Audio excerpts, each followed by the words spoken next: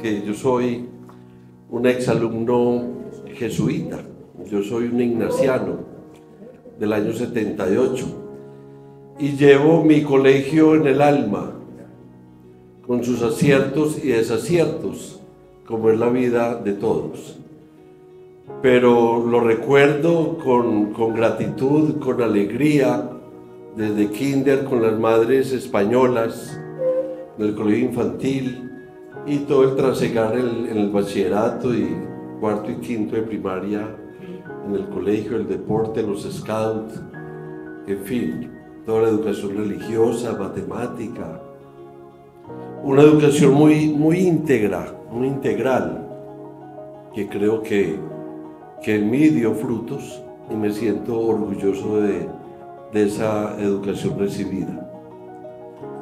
Y recordaba ahora mientras atendía a unos pacientes y me dijeron: ¿por qué está tan callado?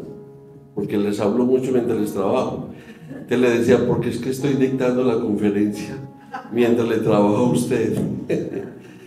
Y me acordaba de una anécdota muy linda, de un momento muy bello, cuando en primero o segundo bachillerato el profesor de Historia Universal me llama y me dice: Ricardo, yo era un niño de 12 años,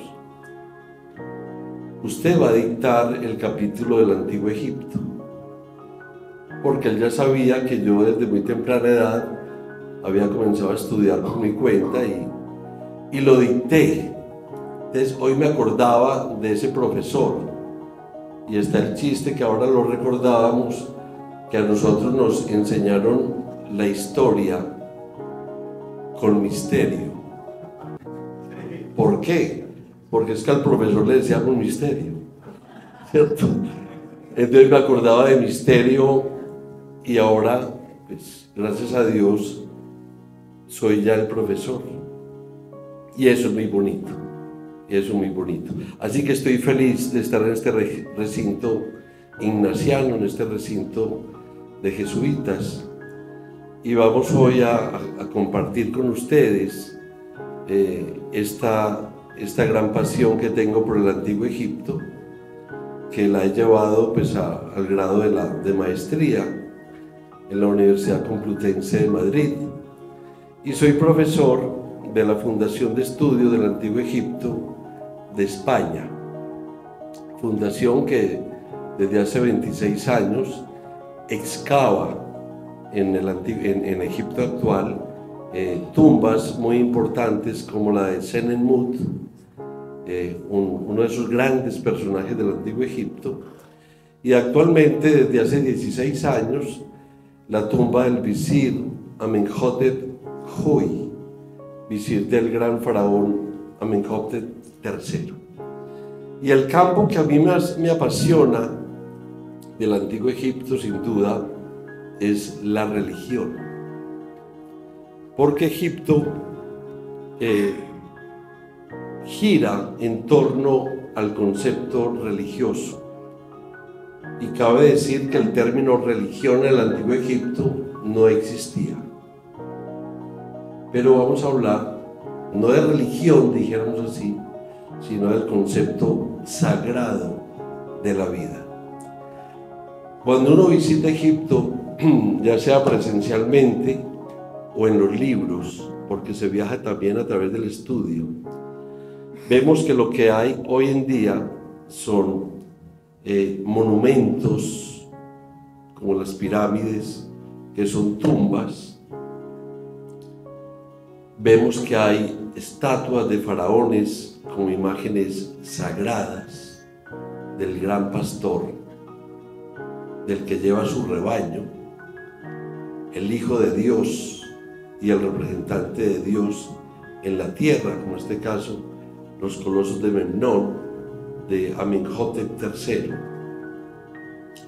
o templos tan magníficos como el templo de Karnak, que se construyó durante 2000 años y es el templo religioso más grande construido por los hombres. Y un río que, como lo dijo Heródoto cuando lo visitó alrededor del año 450 a.C., el único río, como lo llamaban ellos, el río, pues lo llamamos el Nilo, que cabalga desde el sur hasta desembocar en las aguas del Mediterráneo, y como decía Heródoto, es el dador de vida. Es el único río con sus aguas azules, cristalinas, que da la vida al Egipto de antes, al de hoy, y que dará por siempre la vida a Egipto. Una civilización que duró más de 3000 años, desde que se conforma la escritura, alrededor del año 3100 a.C., y que se codea palmo a palmo con el desierto y con la tierra negra, que da el nombre al país de Kemet. Egipto no se llamaba así, sino que era el país de Kemet, el país de la tierra negra. Entonces, esa relación íntima del egipcio con el desierto y con la tierra negra, ya veremos, le va dando sus pautas de pensamiento sagrado. Veamos esta tumba tan bella de Pacheco, la tumba tebana número 3, con sus jeroglíficos y sus formas especiales, con ese ojo de Horus que todo lo ve, y el chacal Anubis protegiendo las necrópolis, las ciudades de los muertos. Ni decir de esta tumba de Seti I, papá de Ramsés II, la llamada Capilla Sixtina del arte egipcio, una tumba que tiene más de 160 metros de profundidad, y todo como un laboratorio, albergar el alma y el cuerpo del faraón para transformarlo en un espíritu luminoso y alcanzar así la vida eterna. Esta momia de Ramsés II, hijo del anterior faraón, que está en el Museo de la Civilización ahora en el Cairo, y que viajó en el año 76 a París porque presentaba deterioro, y fue recibida en uno de los aeropuertos franceses con todo el ejército a recibir al señor de señores, Ramsés II. Se le hizo recibimiento de jefe de Estado, un hombre que murió alrededor del año 1250 antes de Cristo.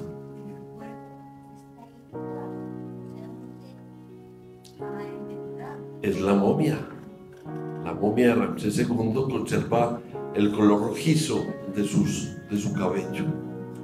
Y estas formas simbólicas de Horus como el faraón y el personaje que coge las cañas del papiro y del lotos, significando con ello el señor de las dos tierras, y sobre él el cartucho con el nombre del faraón, ese escarabajo pelotero que todos los días lleva al sol desde su viaje nocturno para que ya ilumine los campos y genere la vida y vuelva a morir y vuelva a resucitar como la vida entera.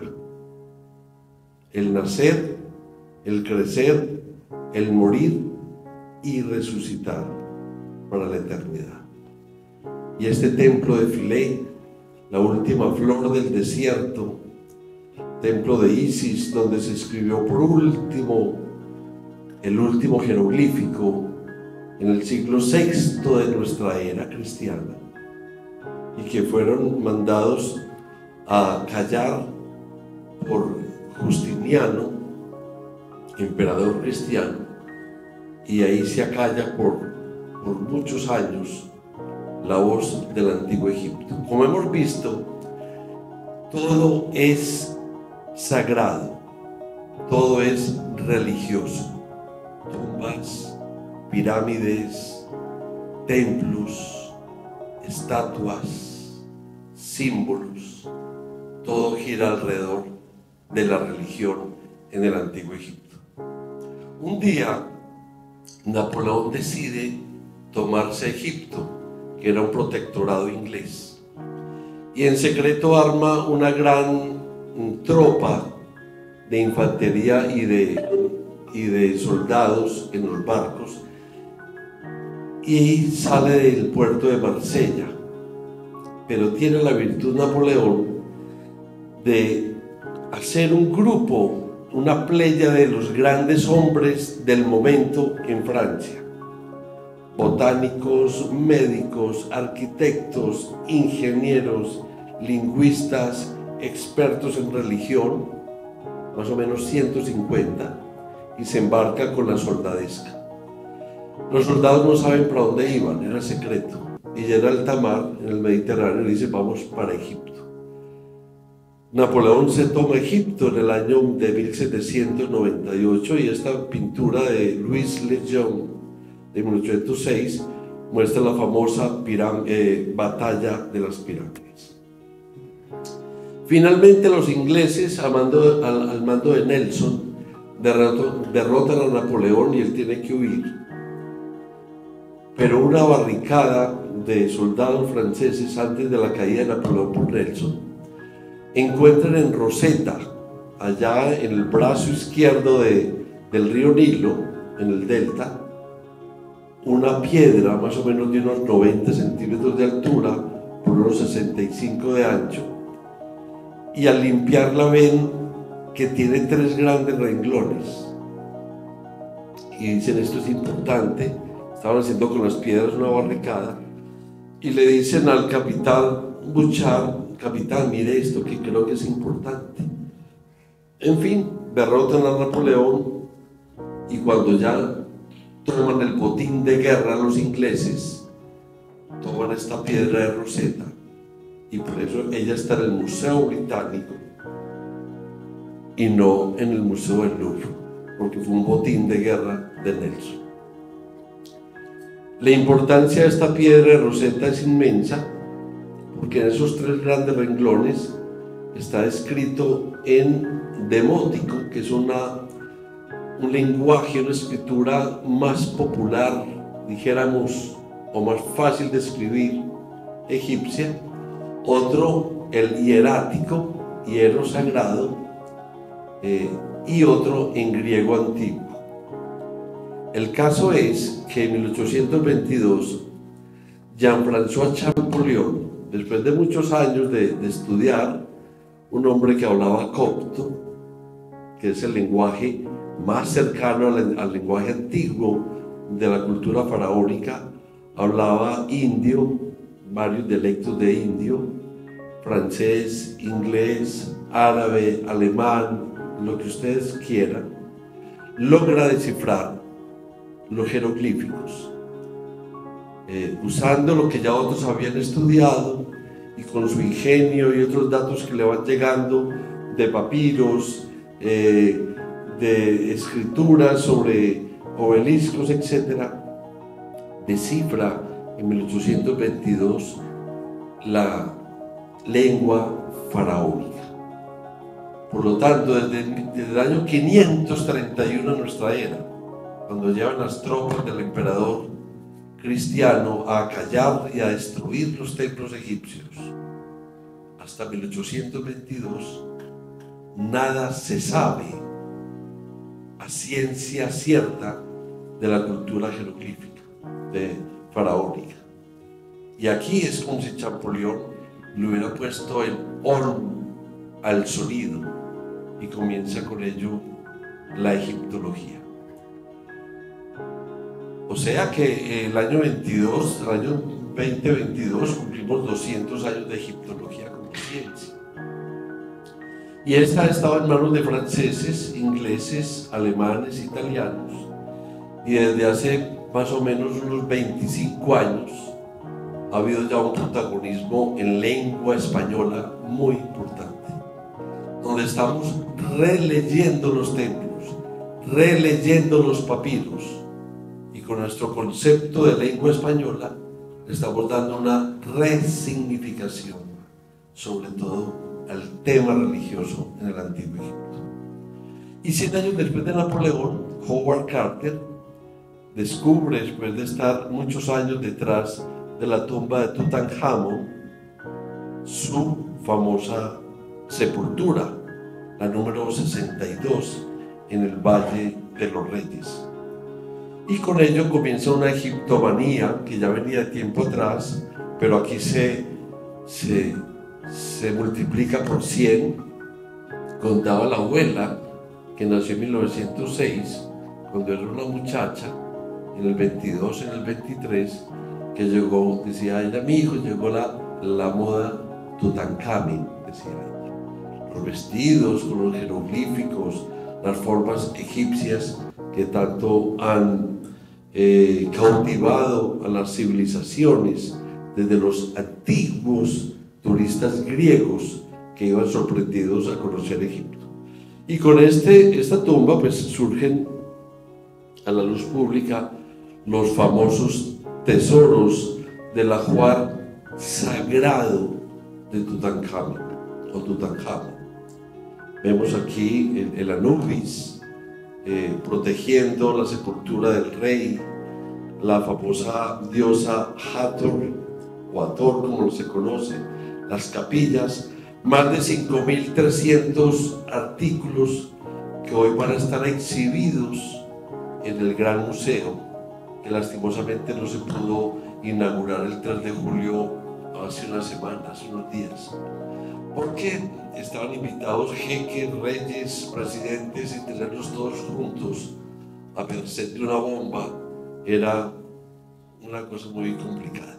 Entonces se ha aplazado por muchos años y bueno, esperemos que pronto lo inauguren y todo el tesoro sagrado de Tutankamón va a estar exhibido en una gran galería.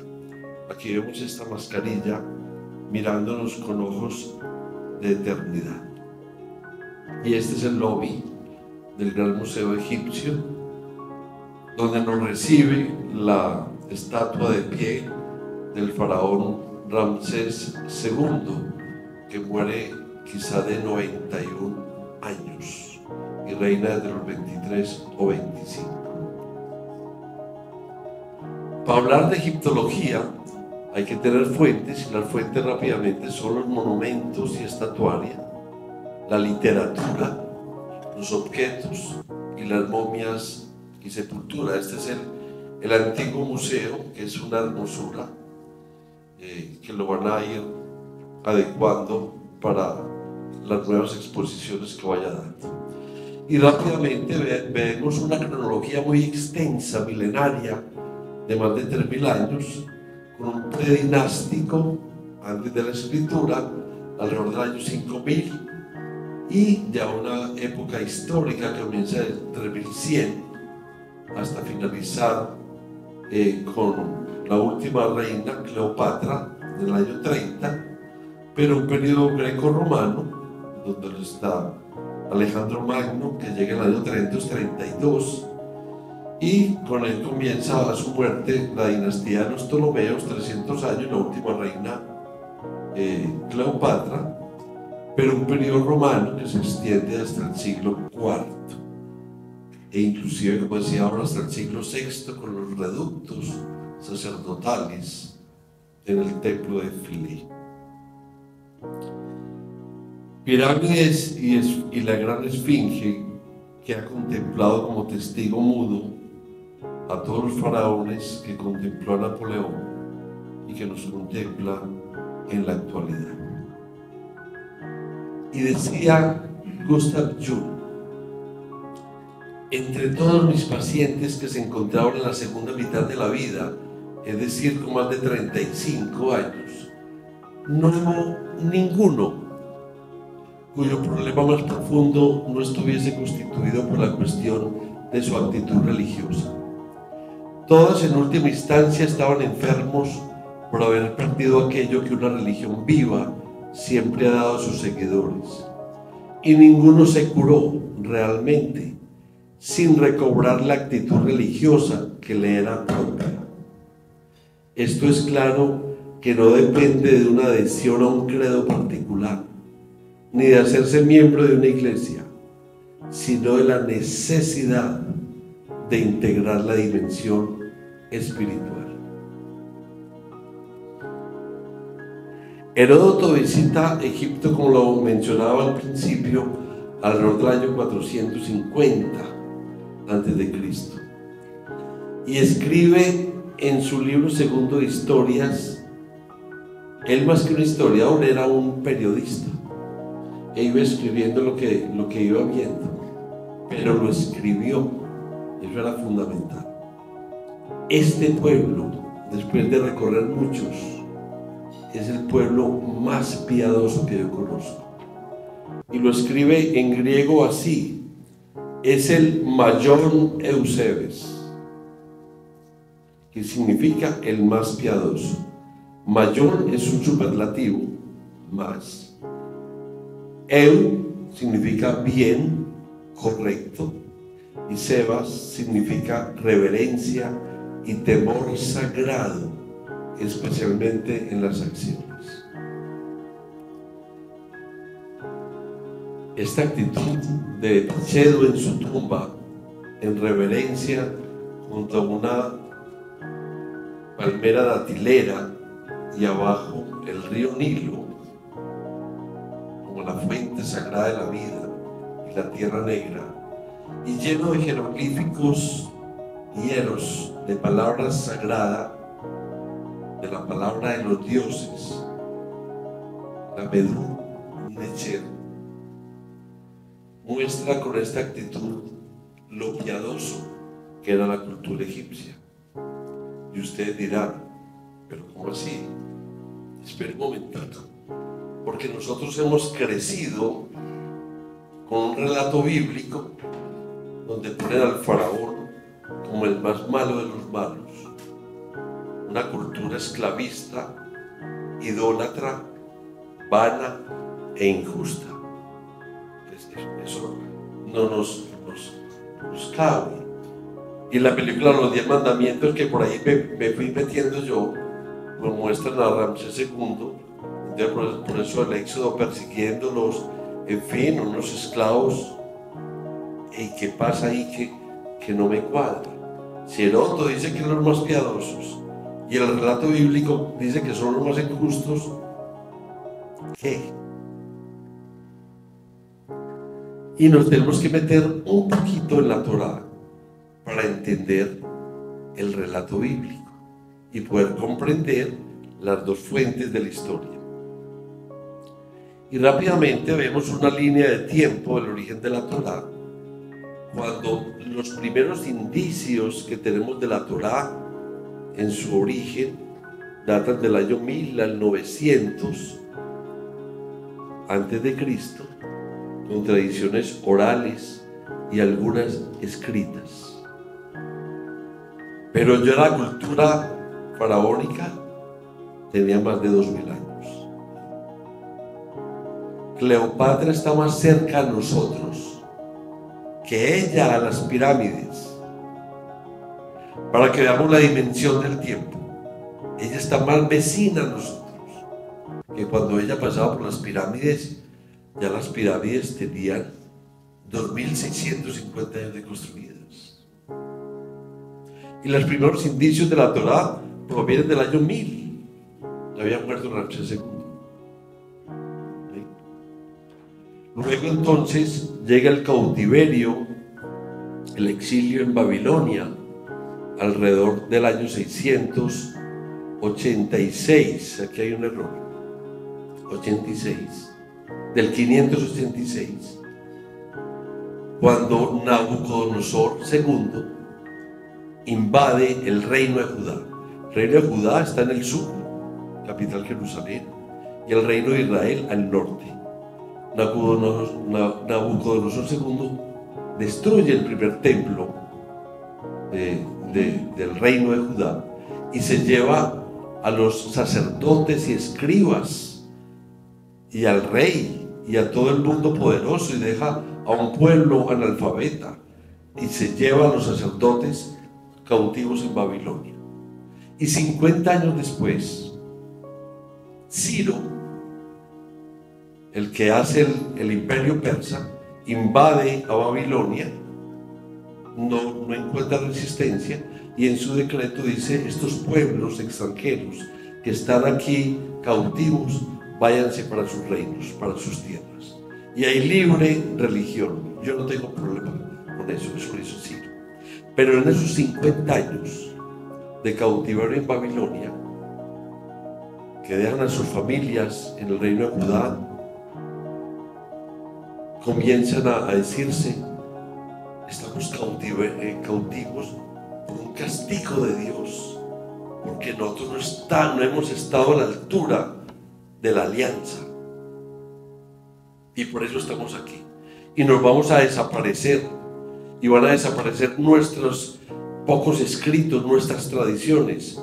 Pongámonos las pilas y vamos a ordenar nuestro legado oral, nuestros pocos escritos, y vamos a conformar un libro que ya no tenemos templo, pero que el libro se convierta en el nuevo templo.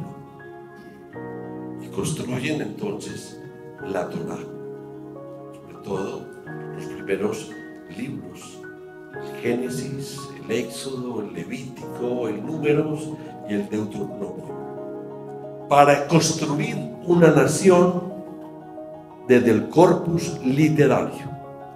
O sea que la importancia de la Torá para el pueblo judío es toda, pero no para el pueblo egipcio.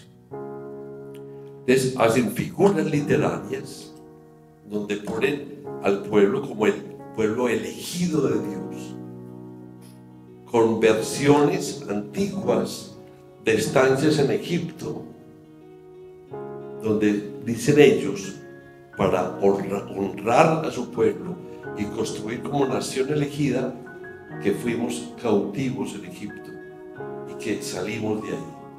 Pero la arqueología y la egiptología no ha podido encontrar evidencia arqueológica del cautiverio de los israelitas, del pueblo hebreo, en Egipto, ni mucho menos evidencia arqueológica de un éxodo que, según la escritura, duró 40 años, donde tenían que estar asentándose en lugares que sin duda tuvieron que haber dejado una evidencia arqueológica para la ciencia, y no se ha encontrado. Solamente hay un vestigio datado alrededor del siglo XIII a.C., que es la estela de Merenptah, hijo de Ramsés II, donde se menciona el nombre de Israel como pueblo. Porque recordemos, y hoy es el Evangelio, que Jacob le dice a Dios, y Dios le dice a este: desde hoy te llamarás Israel. Es el Evangelio de hoy. Pero no hay vestigio arqueológico, salvo en esa estela del pueblo de Israel, pero no viviendo en Egipto, sino sometido por los egipcios en su territorio. Y empieza, como digo, después de Ciro, la redacción de la Torá, y se construye como el templo literario en el que versa la cultura judía. Época de exilio en Babilonia, como lo digo, por Nabucodonosor II, y el retorno gracias a la invasión de Ciro de Persia. Se consolida el relato del Éxodo como mito fundacional y funciona como símbolo teológico de liberación y de creación de una identidad étnica, religiosa y política, y que está vigente para ellos hoy en día. Y uno se pregunta, y es que el Dios, como figura teológica profunda y única, existió solamente para los judíos. ¿Y dónde estaba el Dios para los egipcios? Como hombres. Y adentrémonos a los orígenes del concepto religioso en el antiguo Egipto, en esta hermosa tumba de Senefjem, que la mostrábamos ahora. Y la geografía es la madre de la historia, sin duda. Yo no pienso igual a un bogotano, ni a un llanero, ni a un costeño. Yo soy un antioqueño nacido entre las montañas. Mi pensamiento es el río Nilo, que en la capital de Sudán, Jartum, convocan ahí, confluyen los dos Nilos, el azul del centro de África, el blanco del centro de África y el azul que viene de las montañas de Etiopía. Confluyen, se unen en Jartum y cabalga solito hasta el delta y vierte sus aguas en el Mediterráneo. En Egipto no hay afluentes, no hay ni la Yurá ni la Hueso, allá no hay quebradas, sino el río Nilo. Es el dador de vida y al lado los desiertos. Y en un proceso que duró más de 10.000 años de desertización, lo que hoy es estas regiones de Libia y de Argelia eran frondosos bosques, y ahí está la arqueología y la paleontología sacando restos de grandes mamíferos. Eran bosques con quebradas, con ríos. La riqueza de agua subterránea de Libia es como de 600.000 millones de kilómetros cúbicos de agua, pero sacarla es costosísima y por eso hay un desierto. Entonces, con los cambios de los monzones, los regímenes de lluvias, todo lo que eran frondosos bosques se fue haciendo en 10.000 o 12.000 años desierto. Y sus habitantes, que antes eran cazadores y recolectores nómadas, fueron durante miles de años corriéndole el cuerpo al desierto, hasta que en el Neolítico se encontraron todos juntos en las orillas del único río que había, el río Nilo. Y hubo durante esos miles de años lo que llama Ashman, un experto en religión que ya murió el año pasado, una memoria cultural. Llevamos miles de años huyéndole al desierto y llegamos a este gran río, a este hermoso río, que es la fuente de vida. Y en Egipto actualmente tú te paras con la pierna izquierda en un sembrado de lechugas y con la pierna derecha, o viceversa, la derecha mirando al norte, la derecha sobre las lechugas y la izquierda sobre el desierto, sobre el de Cheret, la tierra roja, vocablo que viene de allá, la tierra roja del desierto. Miren los desiertos, miren el delta.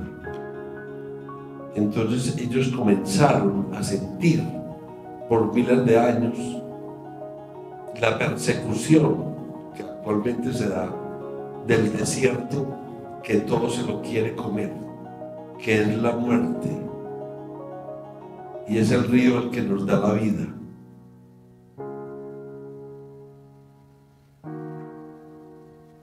Estas estepas de Kemet, del país de la Tierra Negra, como se llama, en Memphis, con sus canales de irrigación gracias al agua del Nilo. Y la conclusión es: nosotros vivimos de milagro. ¿Y quién nos da ese milagro? La divinidad. Y eso fue penetrando en el espíritu del habitante de Kemet, de que esta vida es de milagro y que estamos siempre en un abismo, y que si el río Nilo no crece anualmente con las aguas, con las lluvias de Etiopía, que ellos no lo sabían, y que comienza la inundación anual cuando comienza a verse Sirio en el oriente antes de que salga el sol, a mediados de junio. Si no se crece el río, no tenemos, después de esa inundación de las riberas y cuando ya vuelvan las aguas, dónde sembrar, y nos morimos. Entonces es Dios el que por milagro nos provee esa inundación anual, y había nilómetros, y Hapi, que es la divinidad o el concepto divino del río Nilo, era adorado. Por lo tanto, vivimos de milagro, gracias a Dios. Y empiezan ellos a ver constantemente los opuestos, la tierra negra y el río Nilo, el desierto que es la muerte, y esas fuerzas dinámicas opuestas pero complementarias.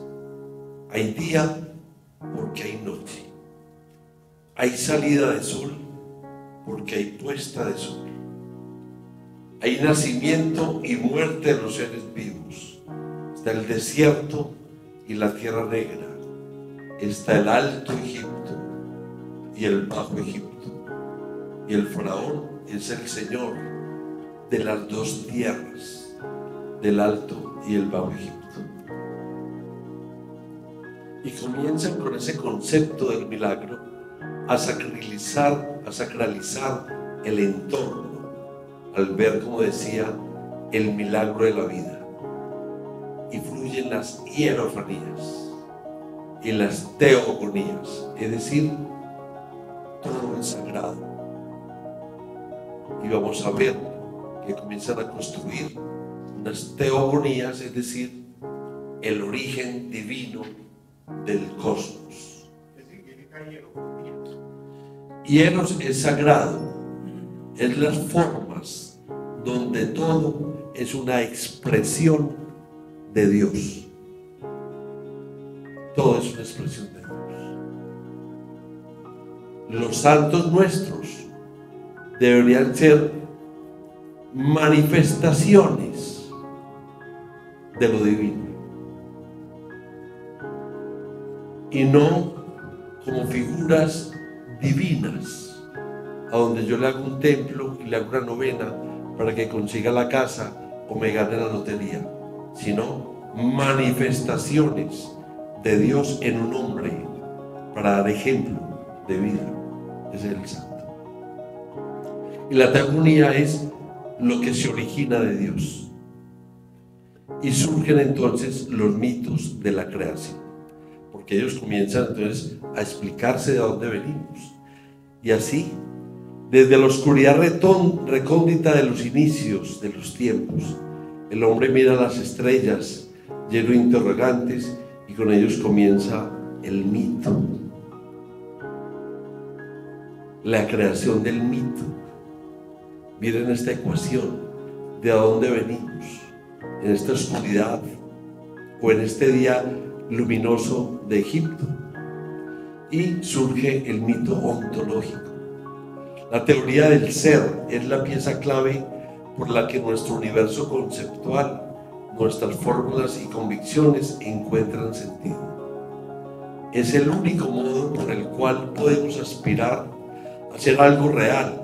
Si se desmorona el ser, se desmorona la razón y con ello la realidad. Entonces ellos comienzan a preguntarse de dónde venimos, de la divinidad, pero ¿cómo? Cuando uno habla, no es que eso es un mito. El mito tiene una profundidad inmensa en los orígenes de todo. Y es el mito la expresión simbólica del pensamiento racional y emocional de una cultura recogido y transformado en imágenes y alegorías. Porque ellos no tenían método científico, ellos no conocían el átomo, ellos no sabían la crecida anual de dónde se originaba. Entonces comienza a crearse el mito, que irracional, no, es la herramienta que ellos tienen. Y ese mito es hermoso, porque de ese mito bebemos nosotros, bebe la humanidad, bebe la ciencia. Y los mitos se van creando con uno mismo. Uno comienza a crearse unas realidades míticas. Y por eso a mí me gusta una mujer y a ti no te gusta ella, porque hay una creación del mito en esa figura que me enamora. Y en la tumba Hacienda y Heracópolis, al sur de Egipto, en el Alto Egipto, en este periodo de Nagada, en fin, comenzamos a ver las primeras formas religiosas y con una figura principal religiosa. Y comienzan entonces con el mito las teorías o cosmogonías de Egipto, para decirse de dónde venimos. Y hubo una ciudad muy sagrada que en términos griegos, en los 300 años de periodo tolemaico, con sangre griega a partir de Alejandro Magno y de Ptolomeo I, que era uno de sus generales, una ciudad le pone el nombre de la ciudad del sol, pero en términos egipcios era Iunu, y en términos bíblicos la ciudad de On, que en jeroglífico es un cirio encendido. Mire qué lindo. On. En la Biblia es la ciudad de On. Y el jeroglífico es un cirio encendido, mostrando la sacralidad. Y ellos dicen, esta cosmogonía, que en un principio había un mar inerte, donde no lo había nada, donde no existía la vida, ni la música, ni el sonido, ni el aire, ni la humedad. Un océano primigenio. Pero no lo había nada, pero en él lo habitaba todo, en potencia. Y dicen ellos, y un día Atún, que nace de ese océano primigenio, toma conciencia de sí mismo.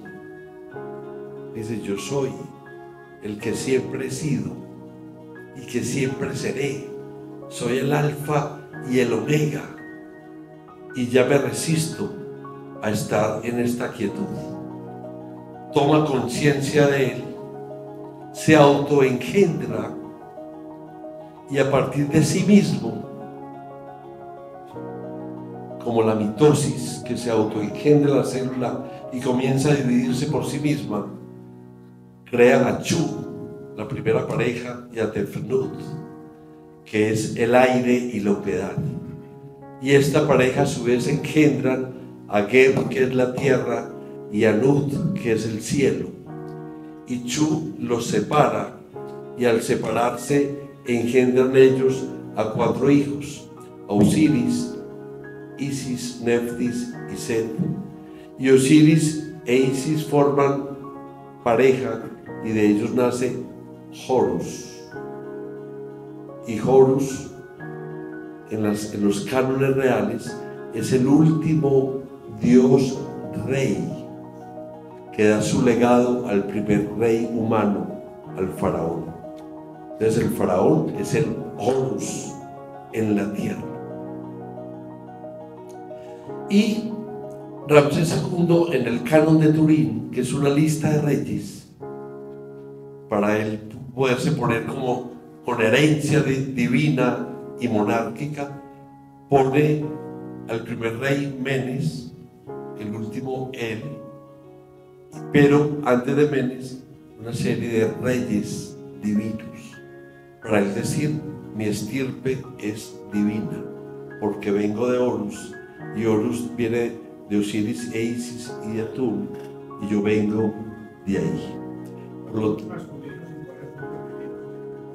Osiris es masculino, Isis su hermana femenina, Neftis es femenina y Set es masculino, Geb es masculino, Nut es femenina, Chu es masculino, Tefnut es femenino y Atun Ra no tiene género.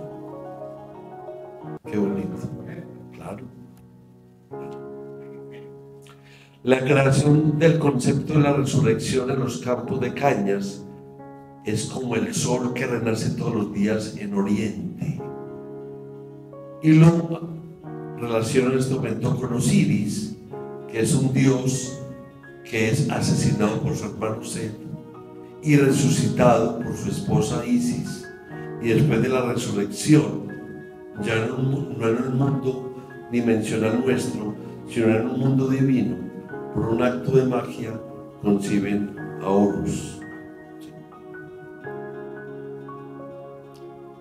Principales fuentes literarias religiosas: los textos de las pirámides, los textos de los sarcófagos o de los ataúdes, y el libro de los muertos o libro para salir a la luz del día. Y aquí están ustedes contemplando los textos religiosos más antiguos escritos por la humanidad. Texto en las pirámides, en la pirámide de Unas, también está en la pirámide de Teti, no está en la pirámide de Keops, ni de Kefren, ni de Miserina. Son los textos religiosos donde está la cosmogonía de Heliópolis y donde hablan ya de resurrección y de la vida eterna. Y el libro de los muertos, titulado por Carl Richard Lepsius, que lo publicó en 1842, lo tradujo, pero que la traducción más original es el libro para salir a la luz del día. La Torá también es el libro para salir a la luz del día. Cosmogonía y teología menfitas. Memphis fue la capital del imperio o del reino antiguo, muy importante. Y ese dios principal de Memphis era Ptah. Y dice la cosmogonía de Memphis, que se lee en esta piedra que era un molino para moler la harina del trigo en tiempo de un faraón llamado Chabaca, de la dinastía por ahí 25, pero que él bebe de libros, los sacerdotes muy antiguos, pero esto es lo que nos llega a nosotros. Y dice que Ptah surge de ese mismo océano primigenio, del Num, donde no había nada, pero lo había todo. Y él toma entonces como atún conciencia de sí mismo y se autoengendra. Pero comienza la creación, no con hijos, sino por él mismo, a través de la palabra. Lo que él concibe con el corazón, lo dice con la palabra y lo crea. Te surge la palabra como concepto fundamental en el antiguo Egipto, y por eso todos los templos están llenos de escrituras, y por eso todos los sarcófagos de papiros, y en las paredes del ataúd también, porque la palabra es Dios mismo creando. Por eso un personaje importante, fundamental, era el escriba. Hazte escriba, le dice un padre a su hijo, que con eso todo lo conseguirás. La palabra divina, el Mesum Necher. Necher es Dios en el antiguo Egipto, y Necher, las manifestaciones divinas de Dios, la palabra. Y en el libro de Génesis, el nuestro, en la creación dice: y en el principio creó Dios los cielos y la tierra. Y la tierra estaba desordenada y vacía, y las tinieblas estaban sobre la faz del abismo, y el Espíritu de Dios se movía sobre la faz de las aguas. Y dijo Dios, la palabra, sea la luz, y fue la luz. Y vio Dios que la luz era buena, y separó Dios la luz de las tinieblas, y llamó, le puso palabra a Dios, a la luz día, y a las tinieblas llamó noche, y fue la tarde y la mañana. Y el Evangelio de San Juan, capítulo 1, versículo 1 dice: en el principio era la palabra, y la palabra estaba ante Dios, y la palabra era Dios. O sea, se van construyendo arquetipos de la humanidad, la palabra. Y veíamos que comienza la construcción de la Torá alrededor del año 1000, donde empezamos los primeros vestigios, pero que los textos de las pirámides ya tenían 2600 años.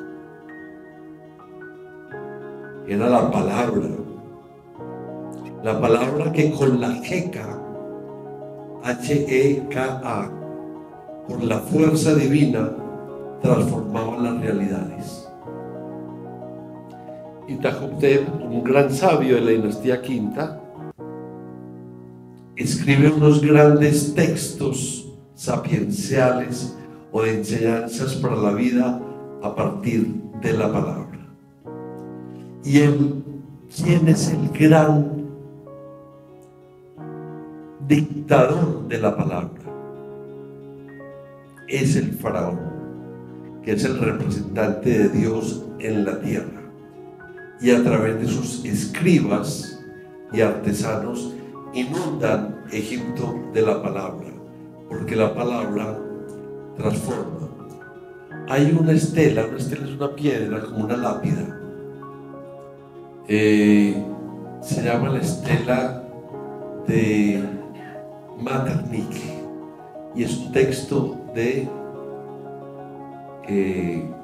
recetas médicas y en salmos y conjuros mágicos religiosos en el antiguo Egipto, donde tiraban agua, iban rodando por toda la palabra escrita, y al rodar por esa palabra, por esa piedra, el agua, la tomaban ya sagrada el agua y bendecían a los enfermos y se curaban.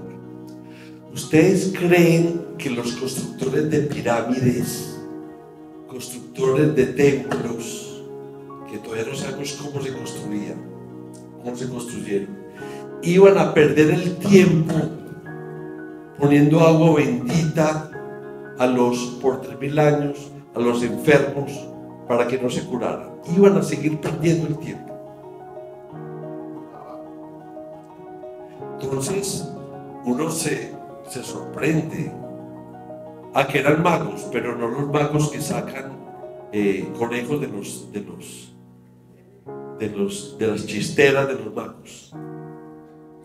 Eran sacerdotes criados en la casa de la vida, en todos los saberes de la época: ingeniería, medicina, los secretos sagrados del antiguo Egipto, de una población en un 99% analfabeta, que era el campesinado, pero con unos sacerdotes iniciados en los saberes más profundos de la humanidad en ese entonces.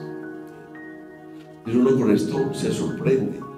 Mi formación es científica, yo soy un odontólogo, pero mi formación en Egipto también es científica, y me sorprendo con todo eso.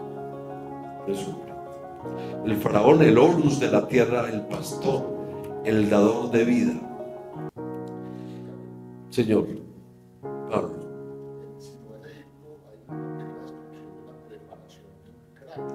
Claro.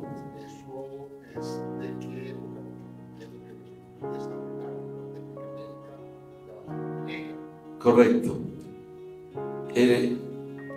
La novela Sinué el egipcio de Nika Waltari hace una mezcolanza de varios momentos de Egipto y es una novela, pero él bebe de un cuento que llama Sinué, escrito alrededor del año 2000 antes de Cristo, cuando Sinué era un trepanador real, era un médico, porque alguna vez seguramente se cayó el faraón o la princesa o el príncipe o el gran sacerdote en un golpe en la cabeza y pensaron: o lo abrimos o se muere, y abrieron, trepanaron, con la gran fortuna que había un hematoma subdural, disminuyeron la presión intracraneana, revivió, pudieron aspirar, revivió el faraón. Entonces ya entró la costumbre de los trepanadores reales, y Sinué fue uno de ellos. Si ustedes quieren saber a qué sabía y olía el antiguo Egipto, que era a cerveza y a pescado, porque eran un pueblo ribereño, lean la novela que Pablo dice, Sinué el egipcio, de Nika Waltari. Es una hermosura.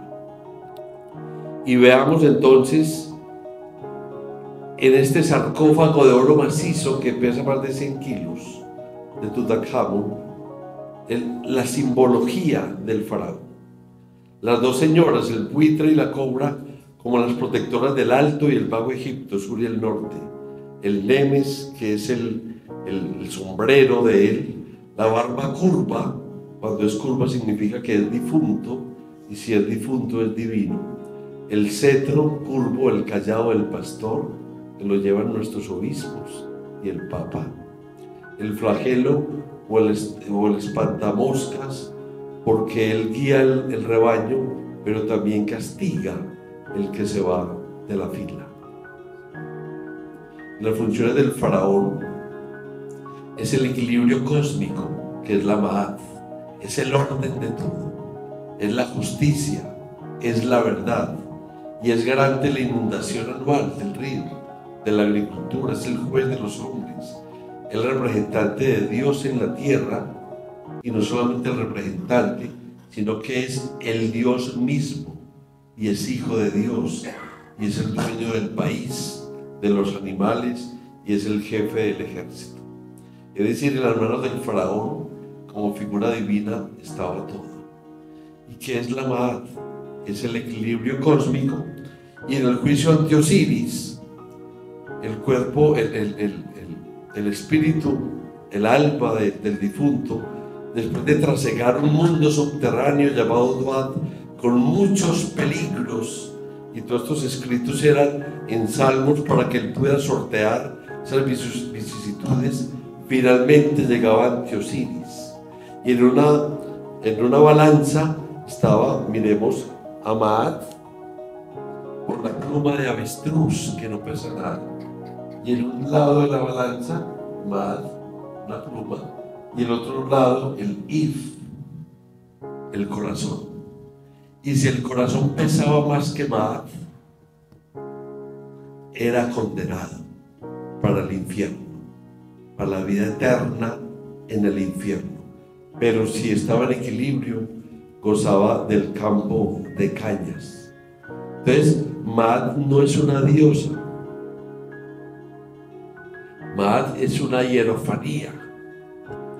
Es una manifestación divina del equilibrio cósmico, del orden. Si tú rompes Ma'at, te enfermas. Si tú no das en el blanco con la flecha, que es Ma'at dando en la diana, te enfermas, como decía yo. Si tú rompes tu dimensión espiritual, te enfermas. El mundo hoy está enfermo. Entonces, el gran legado del Egipto es la Ma'at. ¿Y por qué estos templos? Porque el templo significa el cosmos y el cuerpo humano. Y había que hacer rituales en los templos para prodigar que el sol naciera todos los días en oriente, creciera en el cenit, diera sus frutos y muriera en occidente, para que trasiegue de nuevo en la Duat y al día vuelve y resucite en un ciclo eterno de vida. Entonces, el templo de Karnak, como este en el amanecer, era para prodigar que Ma'at se diera, ¿sí? Y el pueblo comenzó dentro de y éramos iletrados, iletrariedad, a conocer algo de los principios divinos, algo, porque el gran conocimiento sagrado no se podía regalar a todo el mundo. ¿Por qué? Porque el gran conocimiento sagrado que todo lo abarcaba era una herramienta poderosa para crear o destruir.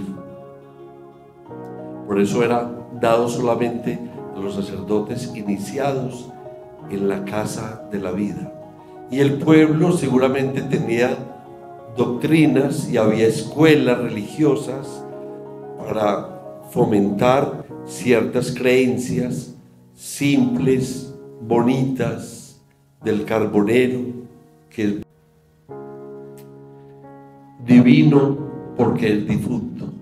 El signo jeroglífico de Dios es un banderín, los banderines que izaban en los templos. Ese es el signo jeroglífico de Necher. Bordeado su asta con un manto de momificación. Divino porque es difunto, y al estar difunto alcanzó la vida eterna. Y el faraón, voy a traer rápidamente 3 casos, sobre todo uno, eran hijos de Dios.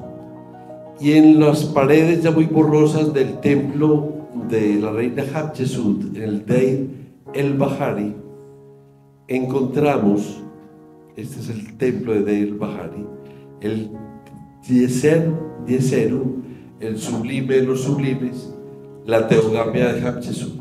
Y dice: una noche Amón, que era el momento de Hatshepsut, estamos hablando del siglo XV antes de Cristo, 1400 y pico, dice ella, para poderse mostrar como mujer divina y faraón. Una noche Amón, que era el dios principal de Tebas, entra en el cuerpo de mi padre, el faraón Tutmosis I, y yace con mi mamá, Ahmes Tacherit, Ahmes la pequeña. Y de ese encuentro de Amón en el cuerpo de mi padre, nazco yo, una teogamia. Por lo tanto, yo, Hatshepsut, puedo ser faraón y reina por más de 20 años, cuando las mujeres no podían ser reinas. Teogamia. El Espíritu de Dios entra en el cuerpo de mi padre y concibe a mi madre, y de ahí nazco yo. Por lo tanto, yo soy divina. También lo dice Amenhotep III, padre de Ajenatón y posible padre de Tutankamón. Y también lo dice Ramsés II, para decir que yo soy de origen divino. Bueno, y la pregunta es, ¿y fue la religión del antiguo Egipto politeísta o monoteísta? Va concluyendo con todo lo que les he dicho. En el papiro Leiden, en la estrofa 300, parte J 350, leemos, porque estos son evidencias arqueológicas. 3 son todos los Necheru, los dioses. Esto lo escribe Ramsés II. Amón, Ra y Ptah. Atum-Ra, de la cosmogonía heliopolitana, Ptah de la cosmogonía menfita, y Amón de la cosmogonía de Tebas en ese momento. Su nombre oculto es Amón. Ra pertenece a él con su cara, como su cara, y Ptah es su cuerpo. O sea, el concepto trinitario de la divinidad.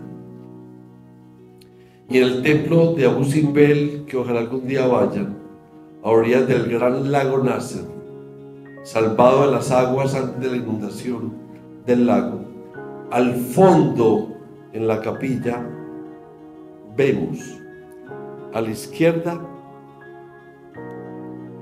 Ptah en la oscuridad, luego Amón-Ra, luego Ramsés II y luego Ra-Oractis. Ahí está la Trinidad, donde sumergida en la Trinidad está el faraón. ¿Sí? Entonces, el concepto divino en el antiguo Egipto fue un concepto de unidad divina, no de politeísmo. Las formas divinas de Osiris, Isis, Neftis, Hathor y todo lo que ustedes quieran son hierofanías, son manifestaciones de Dios en unas mentes miles de años atrás, con un concepto mítico de la vida, bregando a explicar la realidad que vemos todos los días, para no morir en medio del desierto. Muchas gracias.